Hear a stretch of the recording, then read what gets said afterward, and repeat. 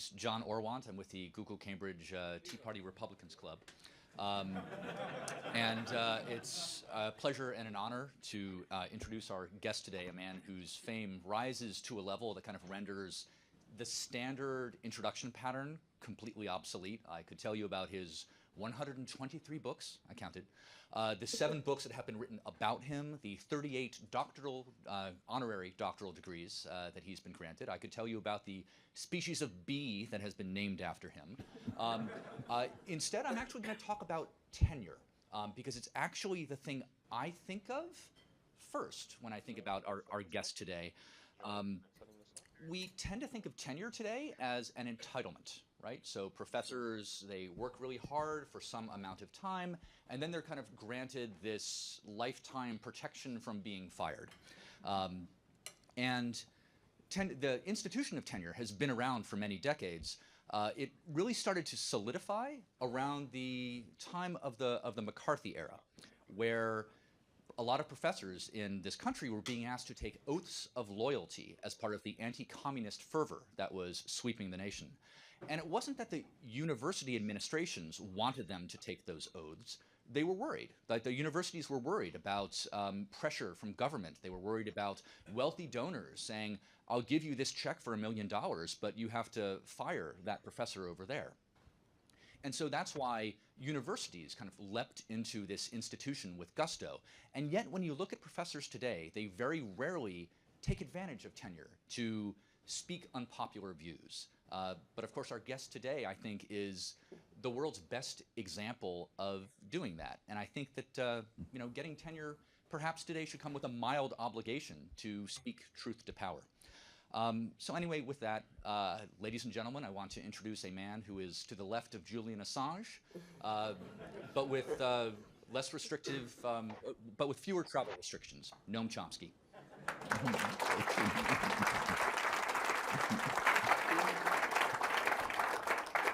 Well, we're very glad to have you back. You were here in 2008, and now Google's grown considerably, and you have a considerable audience. And as was mentioned earlier, the questions I'm about to pose to you are from Googlers. So you guys went online and you posted questions and you voted on them. All right, so the first one, your early view of the potential abuse of the internet as a political medium seemed to convey a wait-and-see attitude. How has your view evolved, and where do you think the balance of power is headed? Well, the internet is obviously a tremendous research tool. We use it all the time. I assume by internet you mean more generally the whole kind of IT system that's developed. It's certainly useful for activists and organizers. Almost all activist efforts and enterprises involve intercommunication through the internet. On the other hand, we don't have to talk about the fact that it's a tremendous tool for power systems to control and dominate in all sorts of ways. I, by now, hardly have to mention the NSA revelations, Edward Snowden's revelations. Commercial institutions like Google, for example, use it to undermine privacy and independence in all kinds of ways. So the balance of power is where it always was and expanding. Any technology that's around is going to be used by systems of concentrated power to dominate and control. And you can't open a newspaper now without new things appearing. So take this morning. If you happen to look at this morning's newspaper, there was a report of an Associated Press, some revelations that they've dug out recently about efforts to develop by the U.S. government through USAID, which is supposed to be an aid organization, to carry forward the intensive U.S. efforts to undermine and overthrow the government of Cuba. You read the report, it's interesting for what it says and what it doesn't say. What it says is that the government, through USAID, has tried to set up a kind of a social media inside Cuba that could be used to organize crowds to protest with the people not really knowing who they're working for and what they're doing. And the original AP report, most of which didn't get printed, at least in what I saw, says that this has already been used in many other places, the Philippines, Ukraine, and so on, to try to organize anti-government protests, which raises quite a few questions about what's going on around the world. Well, this is one of the techniques that's being used for subversion, domination, and control. This is an Obama program, incidentally, not Bush. And what's said is interesting. What isn't said is interesting. And here, the power of the internet looms in the background. You can quickly find out what isn't said on the internet if you look for it. What isn't said is that this program of course it's not called subversion, it's called bringing democracy and so on, but this program of trying to subvert the Cuban government is part of a long-standing war that the U.S. has been conducting against Cuba. Long-standing. You look at the history of the U.S. and Cuba, it starts in the 1820s. Cuba was regarded by the founding fathers as the next conquest that we have to make. Cuba was waiting there, just we had to take it for ourselves as we expand and become the greatest empire in the world.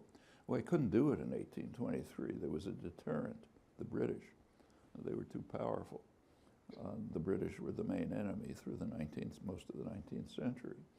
But the big thinkers like John Quincy Adams, you know, the great grand strategist, he recognized and said that while we can't acquire Cuba now, it will fall into our hands by the laws of political gravitation, just as an apple falls from a tree, meaning in time the U.S. will become more powerful, Britain's power will decline, and we'll be able to take Cuba. And in fact, that's what happened. In 1898, Cuba was liberating itself from Spain, and the U.S. intervened in what's called here liberation of Cuba, but in fact was the prevention of the liberation of Cuba by Cubans. The U.S. took over the island, one of several. Puerto Rico, Hawaii was stolen from its inhabitants the same year, and Cuba became a colony, virtual colony. Well, something quite interesting happened that's highly relevant today. Highly relevant, but never mentioned. But you can find it on the internet if you like. At gunpoint, the U.S. imposed a treaty on Cuba, Platt Amendment it's called, in which Cuba granted the United States control over eastern Cuba. It's what we call Guantanamo. Happens to include Cuba's major port. Its only port oriented towards Europe, which is where its main trade would be. Of course, the Cubans had no voice in this. We just took it over. Actually, there's something, and we've had it for 110 years. Cuba's been trying to get it back, but we refuse. The purpose has no strategic interest for us. It's used for storage of refugees, like if Haitians flee from monstrous dictatorships that we support in Haiti, we're supposed to accept them under international law as refugees, but instead you send them off to Cuba, to Guantanamo, as a storage place. Of course, it's used as a torture chamber. The Cubans want it back, and we won't give it to them. Does this remind you of something that's happening in world affairs right now? Yeah. Russia took over Crimea, okay? Just as we've taken over eastern Cuba for 110 years at gunpoint. We don't formally annex it, but we dominate it. Russia has a much stronger case than the United States does. Crimea is primarily Russian. Its population overwhelmingly supports Russia. It's got major strategic significance. It's Russia's only warm water port. It's the base for their fleet. It's right on the border of Russia. Russia's surrounded by a hostile military alliance, NATO, and for them it's of great strategic significance. For Cuba, for us, is nothing. Guantanamo, it's just a means of trying to undermine Cuba, prevent Cuban development. And the United States, of course, has been at war with Cuba since 1959, when Cuba finally did liberate itself. Immediately, the U.S. began an attack on Cuba. Under Kennedy, a massive terrorist operation was organized to bring the terrors of the earth to Cuba. It was Arthur Schlesinger's phrase describing it in his biography of Robert Kennedy, who was in charge of it. It almost destroyed the world. It was a major factor that led to the missile crisis. And it's went on afterwards. The terror based in Florida has gone on almost without a stop. On top of that, there's an economic embargo to strangle the country, opposed by the entire world. Take a look at the votes, annual votes in the General Assembly, which don't get reported here. It's 180 to 2 U.S. and Israel, sometimes Marshall Islands or something.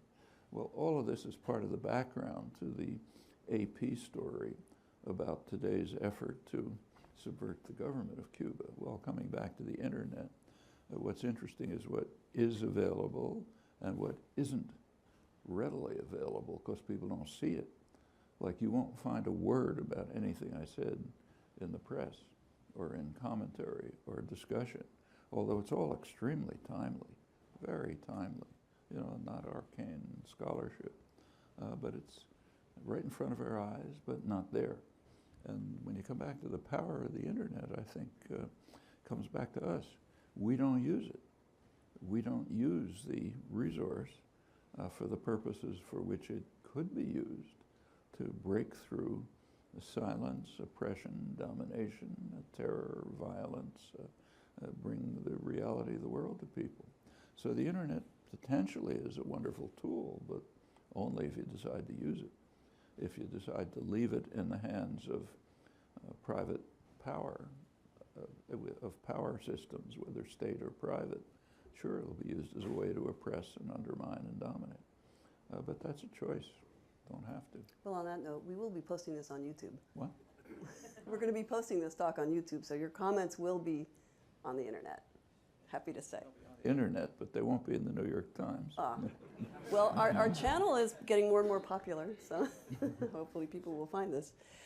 Switching gears a little bit, what is the most interesting insight the science of linguistics has revealed, but that the public at large seems to not know about or appreciate? Well, there are a number of kind of dogmas about language, which I think are being systematically refuted, and they're held by linguists too, I should say, not just in the general public, which are probably false, and which I think are being undermined by current research. This is a minority view. I'm not speaking for the profession. The introductory comment said that I'm supposed to be contrarian, so I try to keep to that. But for example, one general assumption about language, almost a dogma in philosophy, common understanding, linguistics, psychology, is that language is primarily a means of communication, and that it evolved as a means of communication. Probably that's totally false. It seems that language is evolved and is designed as a mode of creating and interpreting thought. It's a system of thought, basically. It can be used to communicate. Everything people do can be used to communicate. You communicate by your hairstyle, you know, style of walk, everything. And yes, language can be used to communicate, but it doesn't seem to be part of its design. Its design seems to be radically different, and in fact even seems to undermine communication. If you look carefully at the structure of language, you find case after case right at the core of language design where there are conflicts between what would be efficient for communication and what is efficient for the specific biological design of language. And in every case that's known, communicative efficiency is sacrificed. It just isn't a consideration. And I think that's a conclusion that has very widespread significance. In order to establish it, you have to look at technical work. It's not the kind of thing you can explain in 2 minutes of exposition. But it's not profound. It's not quantum physics. A half an hour would certainly suffice. And I think it's a pretty far-reaching consequence. Another general belief about language, again, almost a dogma in all the relevant fields, philosophy, linguistics, and so on, is that the minimal meaningful elements in language, sort of word-like things, pick out entities in the extramental world. So the word, say, river, picks out the Charles River and so on, something that a physicist could identify. That turns out to be true for animal systems, animal communication systems. The symbols that appear, the actions that are carried out, do apparently have a one-to-one correlation with mind-independent events. So some particular call of a monkey will be related to leaves fluttering, predators coming, sort of, I'm hungry, some hormonal change. It's just not true of language. Linguistic elements do not have that property. Actually, this was understood by Aristotle. It was understood in the 17th and 18th centuries. There's interesting work on it. The entities that we construct in our discourse, expression, interpretation are largely partially mental objects. There are ways in which they are modes in which we interpret phenomena, but they don't pick out entities in the world that a natural scientist could identify without looking into our minds. That tells us a lot about the nature of language and about our own nature. Language is the core human property. I mean, this was understood by Darwin, by a long tradition before him. And it's very different from the way it's usually conceived. I think those are among the conclusions that have pretty widespread significance. Let me stress again, it's a very minority view. Very few linguists would agree with this. But I think over time, I suspect it'll become clear. Okay. In Hopes and Prospects, you mentioned your colleague Kenneth Hale and his work with Native Americans. In your opinion, how important is the problem of language extinction? That is, how important is it for humanity to preserve the current level of linguistic diversity? Well, Ken Hale was a friend of Ann's as well, the teacher. Was a fantastic linguist and person also. He worked extensively with indigenous languages all over the world. Australia, he was one of the founders of Australian linguistics, worked with Native American languages, Central American, African, and so on. He did really amazing work, but this particular aspect of his work was something that greatly concerned and interested him, trying to protect, and as he pointed out correctly, when a language disappears, a lot is lost. A language is a repository of cultural wealth. It's a way, this actually relates to what I was saying before, each language is a way of understanding and interpreting the world. It carries the wealth of tradition and history, oral history, which can be extremely rich. I mean, like say, takes the Bible, for example. For 1,000 years, that was oral history before anything was written down. Homer's oral history, and that's all over the world. We're losing those treasures every time a language disappears. And for the people themselves, they're losing their identity. If English disappeared, we would lose our cultural identity. And that's the same is true if it's a small group somewhere.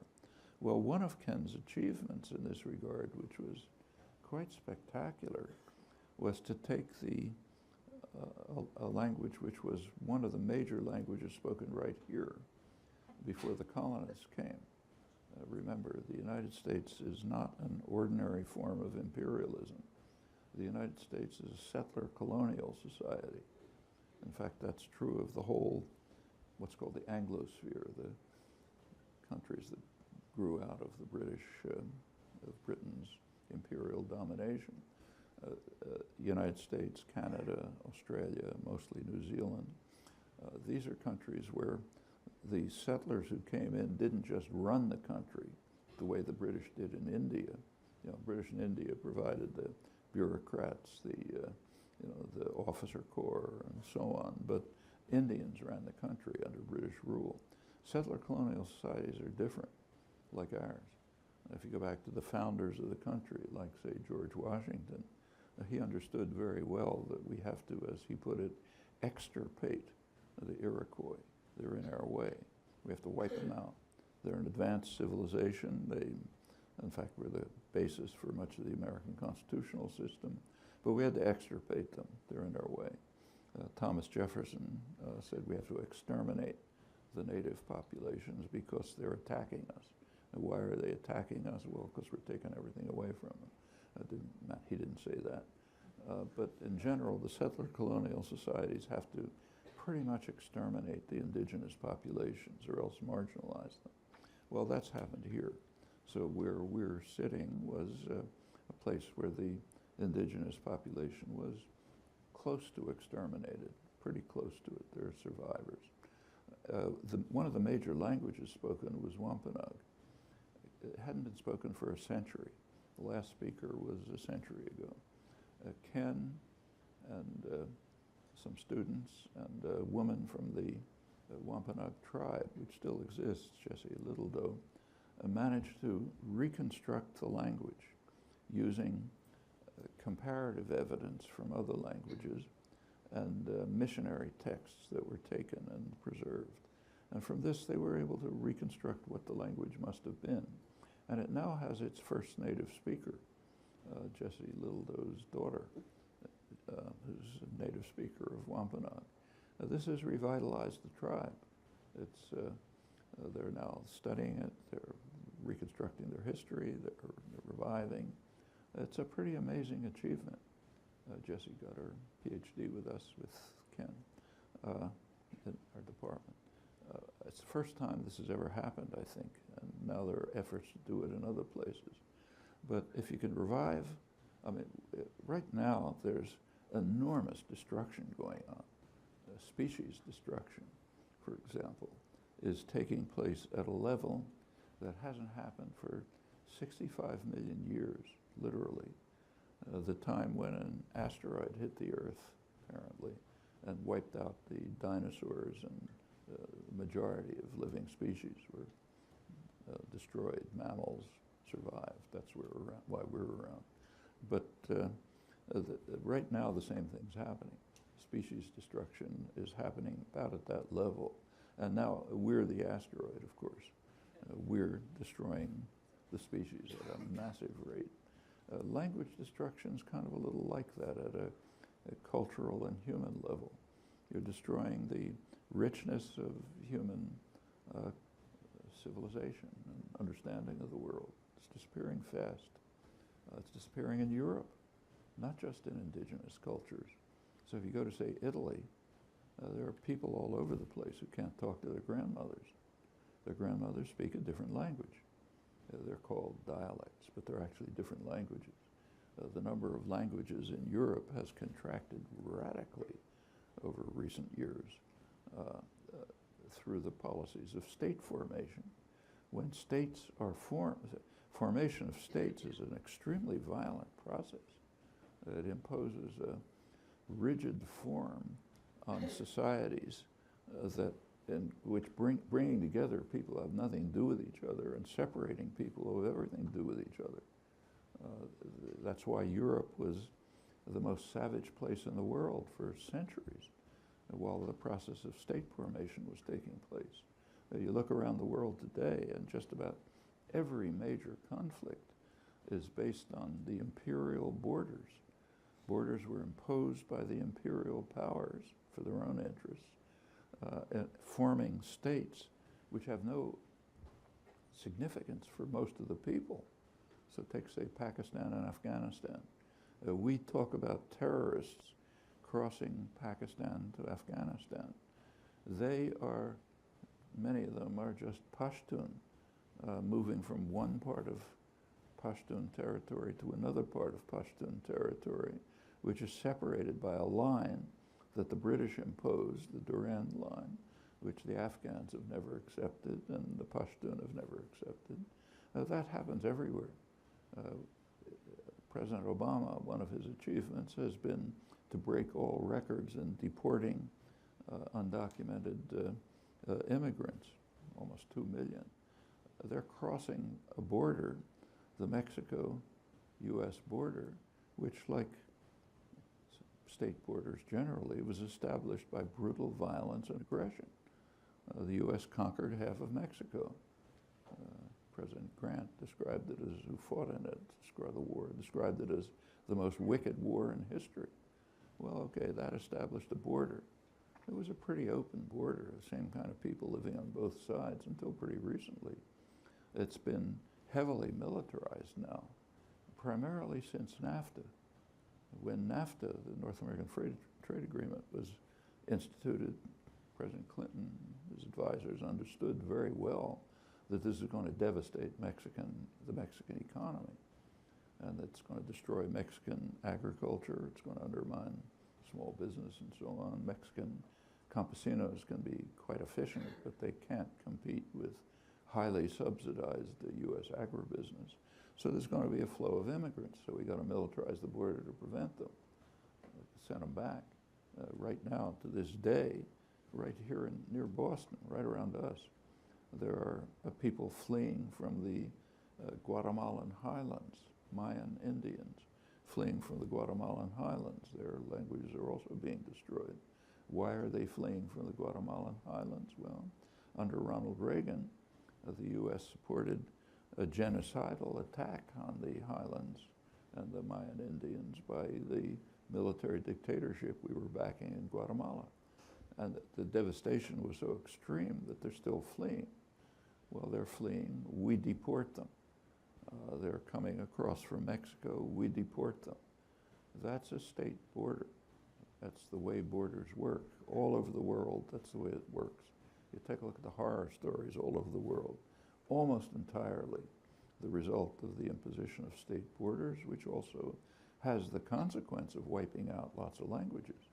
When you impose a state border that constitutes, say, France, or Italy, or Germany, or Guatemala, or whatever it may be, or the United States for that matter, you're wiping out huge numbers of languages which are internal to them. Well, this is a kind of, it's not species destruction, but it's kind of analogous to us, and it's going on all the time. And the effort to save species, cultures, societies, languages is a major effort happening in Europe too. So right now there's a referendum coming up in Catalonia, another one in Scotland, asking about autonomy or independence. That's dissolving the European state system, something which has been going on for a while, and reconstructing the languages. Actually, I visited Barcelona in the late 70s. You couldn't hear a word of Catalan. It was spoken, but secret, because under the dictatorship, which the U.S. backed, it was barred. 10 years later, if you go to Catalonia, all you hear is Catalan. It revived. The Basque languages revived. Other regional languages are reviving. If you walk around Wales, kids walking out of school are talking Welsh. Things like this are happening. Ken's achievement was unique, but it's a kind of a natural development, I think, should be stimulated myself. But we should recognize that there's enormous loss when the cultural wealth of a society disappears. That's encapsulated crucially in its language. All right, so I'm going to change gears a little bit. Again, can you comment on the contribution of research in statistical natural language processing to linguistics? And that's a yes/no question, I realize, but okay.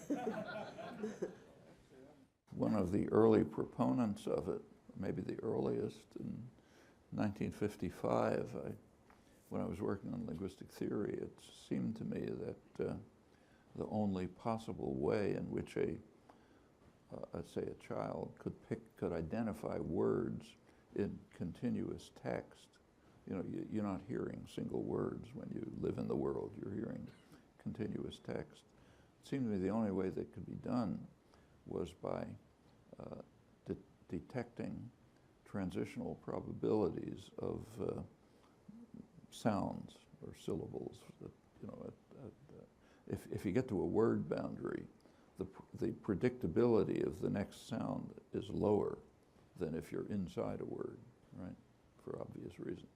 So if you check these transitional probabilities, it looked as if you ought to be able to detect words. That's probably the first proposal, maybe the first proposal in the literature. It turns out not to be accurate. Just in the last couple of years, there's been some really careful work on statistical analysis of texts. Charles Yang, who got his PhD at MIT, is now at Penn, a computational linguist, cognitive scientist. He showed that if you actually use this technique on connected text, what you get is syllables, not words. So that doesn't work. He also pointed out that if you add a linguistic principle, you do get a better approximation to words. The linguistic principle is that a word, real words tend to have a stress peak within them, stress pitch peak inside them. So if you add that principle, and then you do the statistical analysis, you get a better approximation. There's subsequent work by a number of cognitive scientists which have shown that if you add what are called the prosodic structure, the whole pitch stress structure of a sentence, you know, it goes up and down, really reflecting phrases pretty much. If you look at the pitch structure, if you add all of that, and then you do the statistical analysis, you get an even better approximation. This is one of the very few cases where there's any results from statistical analysis. I mean, there's a kind of a industry in computational cognitive science and computer science trying to show that you can get significant knowledge of a language by statistical analysis of texts. Antecedently, that's extremely unlikely to succeed.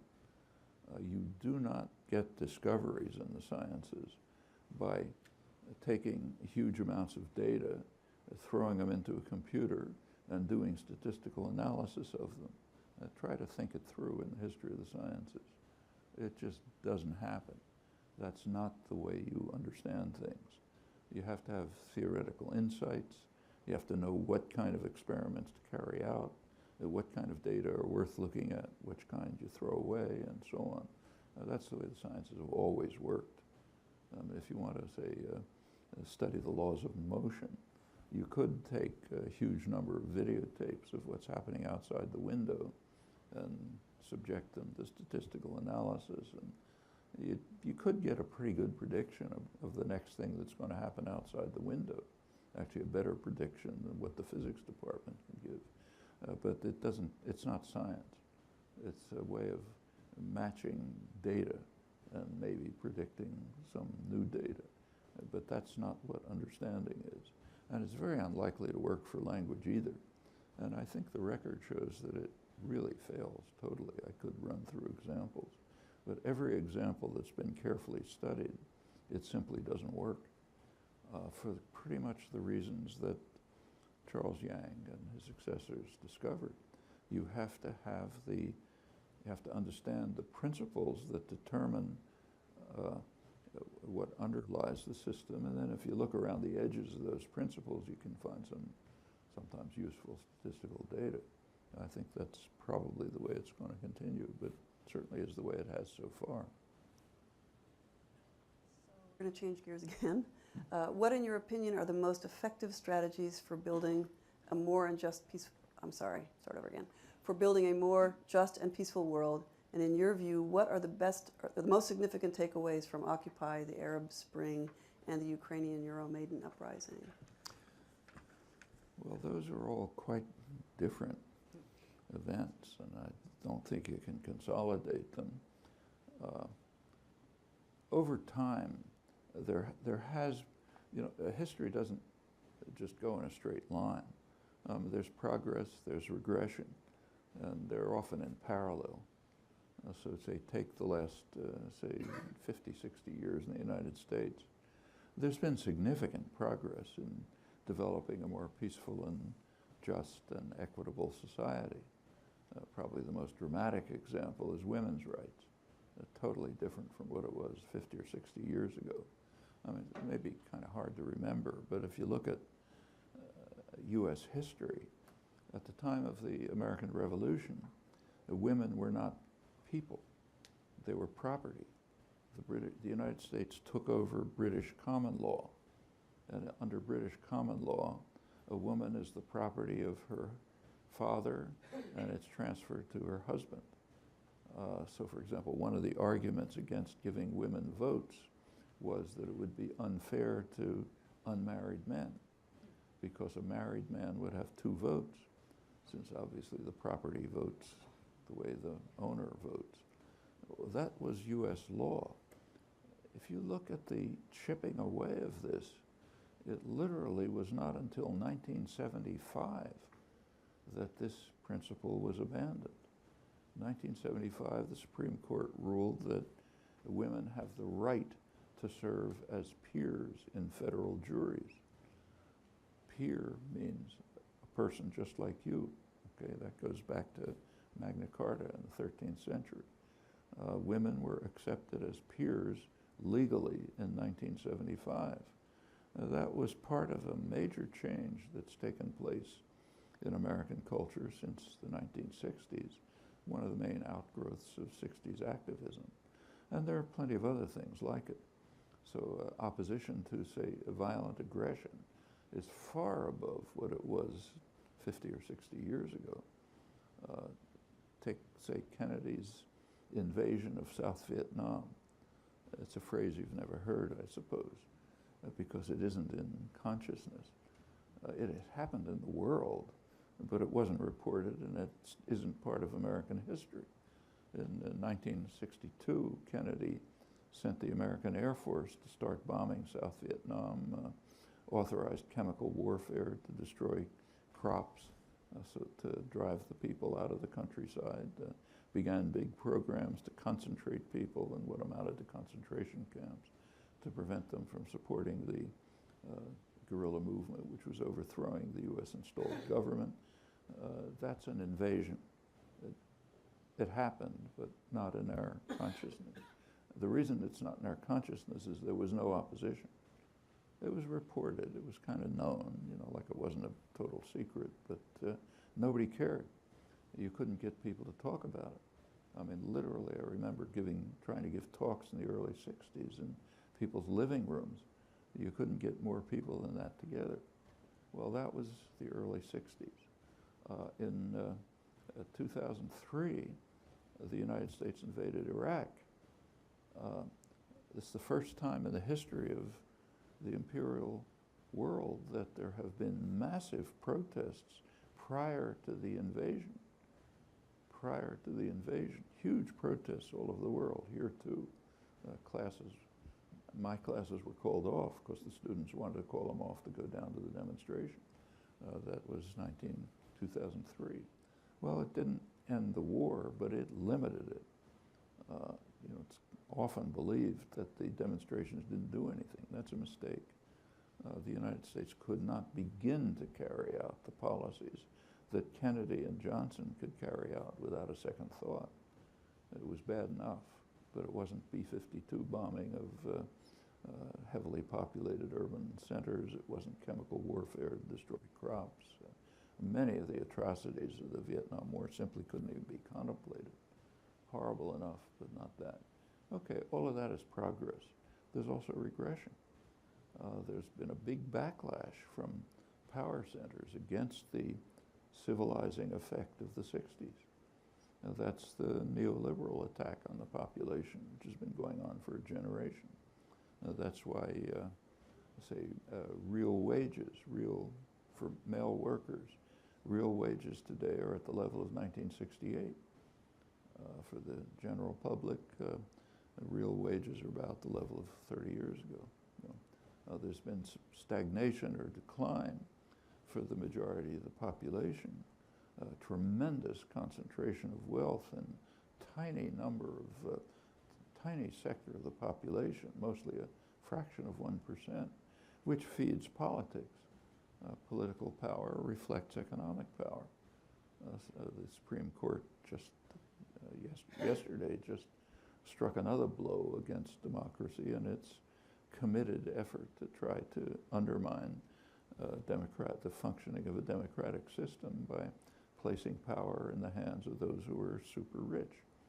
Okay, that's what's going on. That's the McCutcheon case a couple of days ago.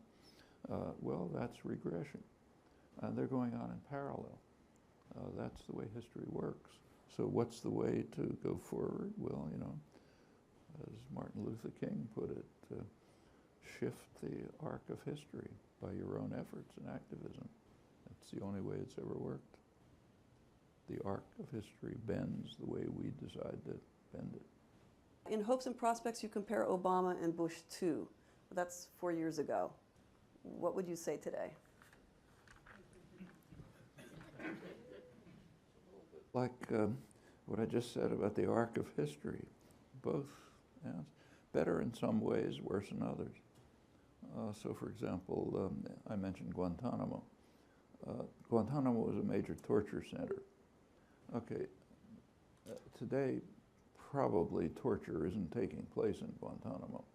At least what we call torture. Remember, the United States has a special definition of torture, which is different from the world's definition. So for example, in the world, a solitary confinement is considered torture. You take a look at the Torture Convention, International Torture Convention. A solitary confinement is regarded, and other forms of mental torture are regarded as torture, and they are. You try to lock yourself up in a room for a couple of days and you'll see what happens. So it's a kind of torture. In the United States, it's surely going on in Guantanamo, but it's also routine. It goes on in the prisons all the time. You go to the maximum security prisons, they are torture chambers. People are confined 23 hours a day in a small room. It drives you insane. So torture, what we call torture isn't going on in Guantanamo. What is torture is going on, but it's going on in the incarceration system generally, and that system is a real international scandal and scale and character. So that's an improvement, not magnificent, but an improvement. On the other hand, there's the surveillance programs, which are, I don't have to talk to you about them, you know all about them. They're mostly Obama. The subversion of Cuba that I mentioned, that's a new Obama program. The worst global terrorism campaign underway right now is Obama's global assassination campaign. Notice that remember what's happened, the drone campaign.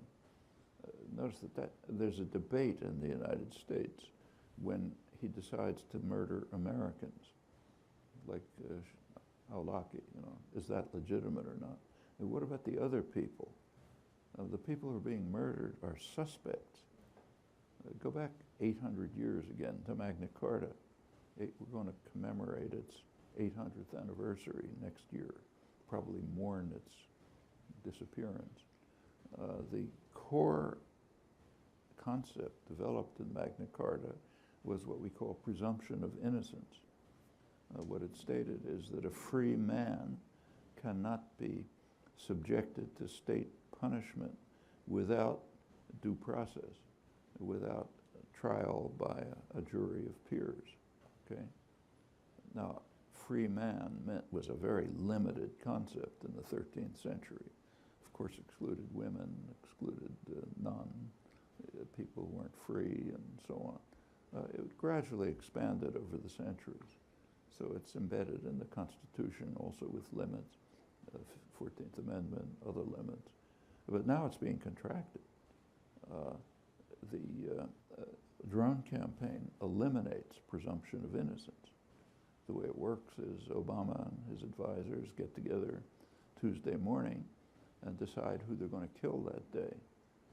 Those people, the concept guilty means Obama decided to murder you. That's the meaning of the concept guilty today. That's a regression that goes back 800 years. That's pretty serious. And what's even more serious is it's not discussed. The only thing that's discussed is killing of Americans. Are Americans different species? You know, who says you can kill other suspects? There's some talk about collateral damage. You know, what about the people who are just standing around and get killed? Well, yeah, that's bad. But what about the people you're aiming at? They are suspects. You haven't shown it, proven anything about them. Just somebody the government wants to kill. Now, that's true of domestic law too. Actually, I'm one of the plaintiffs in a suit that I'm not entirely happy about for this reason. It's a suit about the NDAA brought by Chris Hedges. A couple other people are plaintiffs. The NDAA legislation under Obama, he says he doesn't like it, but he signed it, permits indefinite detention. It extends the principle of indefinite detention for suspects who are, and under this new relatively new legislation under Obama, it is written in such a way that it could include American citizens. It's not explicit. That's what the suit is about. But the concept is it permits indefinite detention of people charged with providing support for enemies of the United States. What's support? No, well, like saying maybe they got a case or something like that. Is that support? It's not a joke, incidentally. The narrow case, the very narrow case is against one part, the fact that it might apply to American citizens. I think it's way too narrow. It shouldn't apply to anybody. There should never be such a thing as indefinite detention. It's criminal.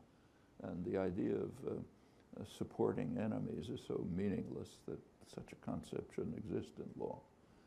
But it's a narrow case about Americans, and that's the framework of discourse here. We shouldn't accept it, I don't think.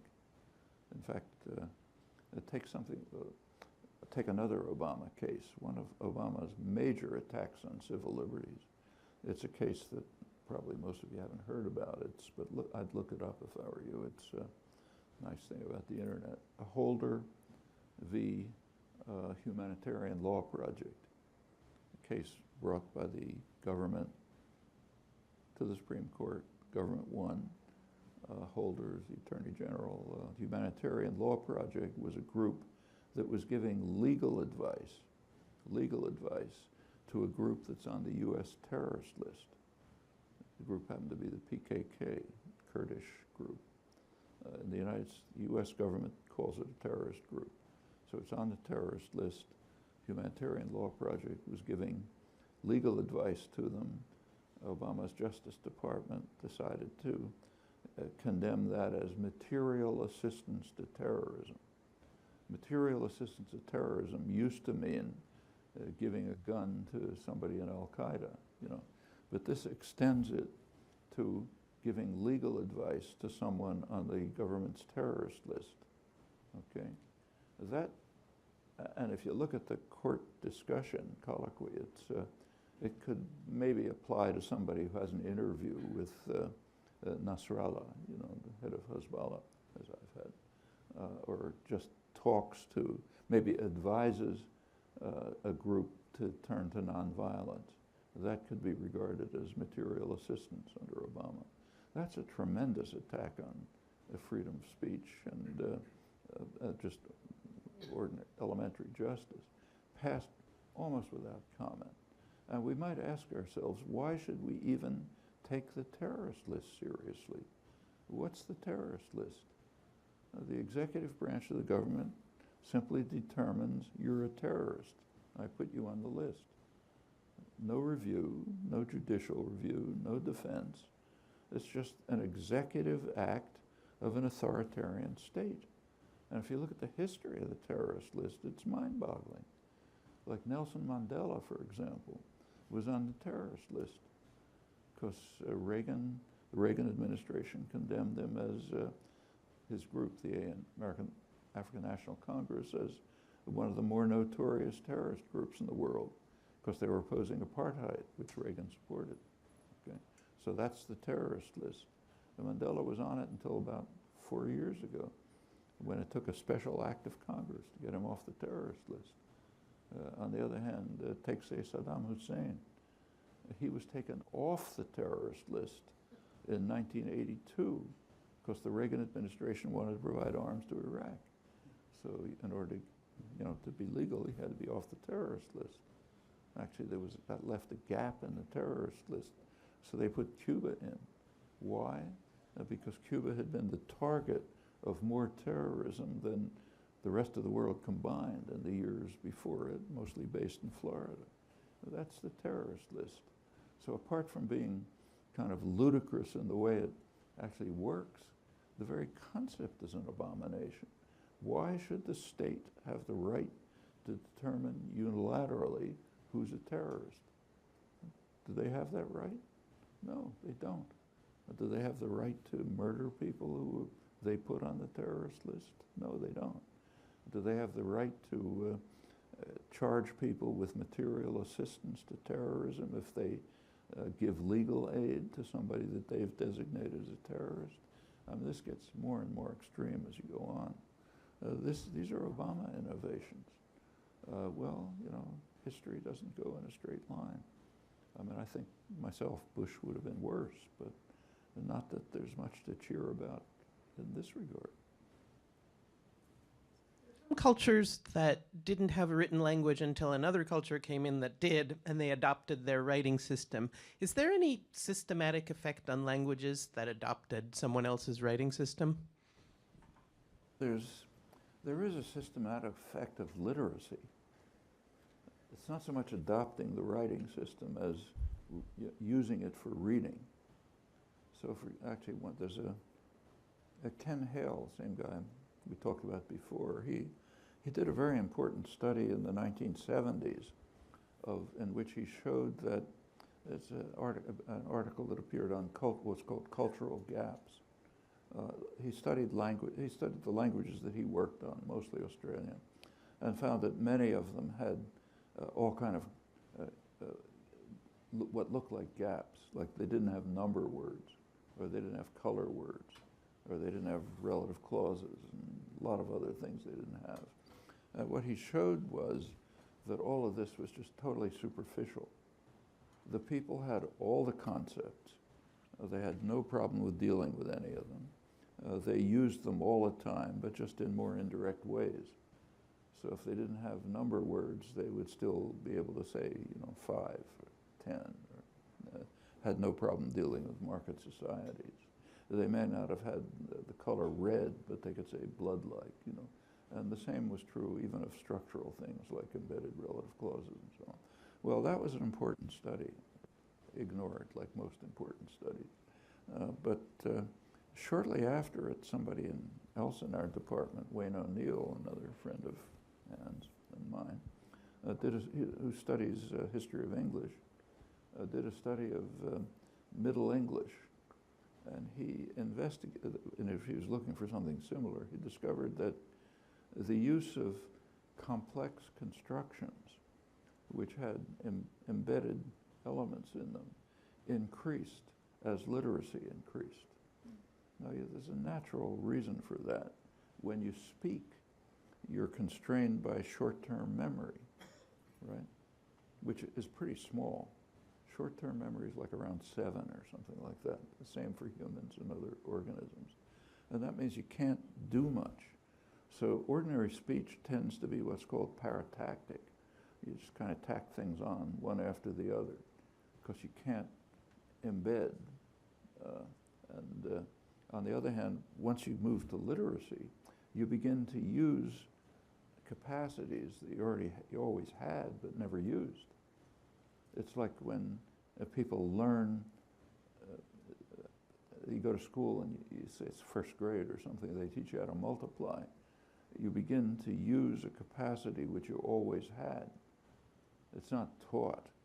It's part of your intrinsic capacities that you have the capacity for number. Every society has it. Every human being has it. It's kind of it's a mystery that bothered Darwin and Wallace, the founders of evolutionary theory. They asked how could it evolve since it's never used. But it's true that everyone has it. But you can't do it in your head. Like you can't multiply big numbers in your head, right? You collapse after a very short period. But you can multiply them once you learn the technique because you've got the knowledge. You just have to exhibit it. And the same thing happens with literacy. Once literacy spreads, you get much more complex linguistic usage, even in speech, because it carries over from writing to speech. So that effect, I think, is real and documented, but the effect of just using, if you just use the letters to say right things, but you never read, I doubt it would have much of an effect.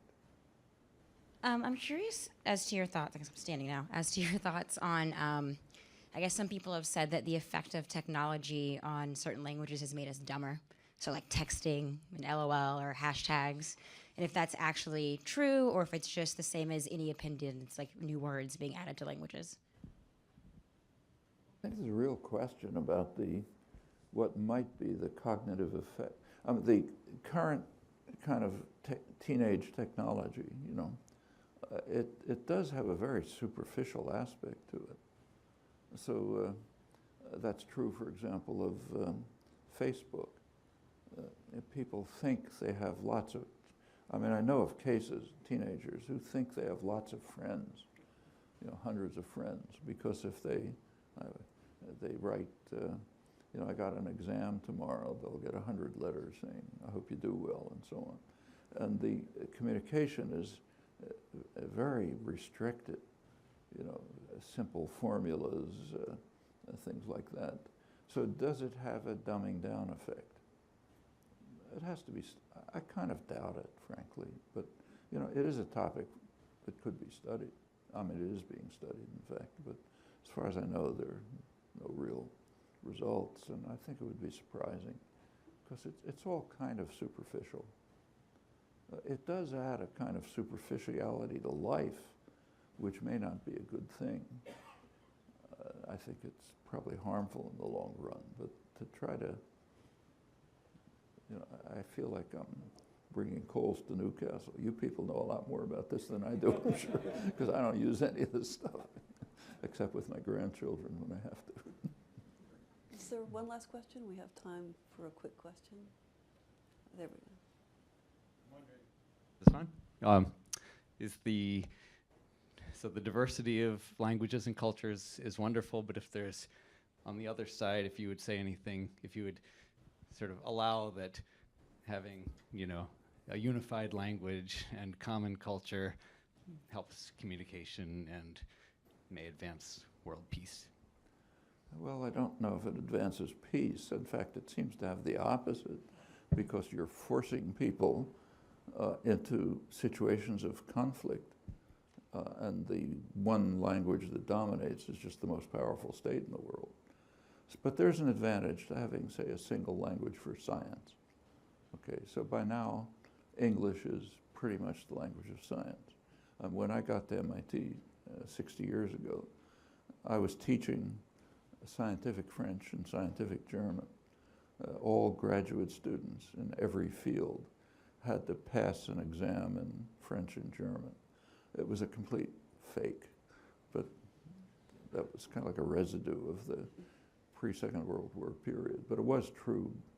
You go back 70 years, a civil engineer had to know French and German. Okay, now it's all gone. No, all around most of the world, the language of science is English. That's helpful. On the other hand, exactly as you say, there's also, if that extended from just some mode of communication to the actual languages of life, it would be a real loss. We would lose cultural wealth.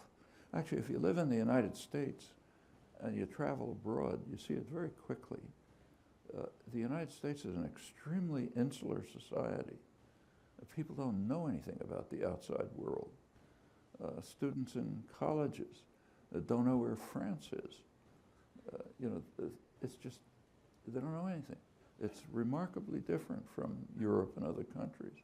And part of the reason is that you can go 3,000 miles in the United States and it looks exactly like where you came from. You go to Boston to Los Angeles, the weather's a little different, but everything else is the same. The accent's slightly different. You go 100 miles in Europe and you're in a different society. So you just kind of automatically gain a comprehension of the richness and complexity of life that's missing when societies are homogeneous. Of course, American society isn't literally homogeneous, but comparatively speaking, it is. And I think that's the kind of loss you would get if, in fact, you move towards a universal language. Also, I just don't think there's any possibility of it's happening. As I said, in Europe, there's now actually a reaction against the unifying tendencies of the European Union, more regionalization, regional languages, cultures. It's not just languages, incidentally. So take Catalonia, which I mentioned. Under the Franco dictatorship, Catalonian language and culture were totally suppressed. They could not be exhibited in public. But if you go to Barcelona today, let's say, on Sunday morning, if you're downtown in Barcelona, take a look at the cathedral. There's people swarming towards the cathedral, folk singers, folk dances, Catalan customs being revived. It's a rich culture being revived. I mean, it was kind of there underground. Now it's open. And I think that's just healthy for human life.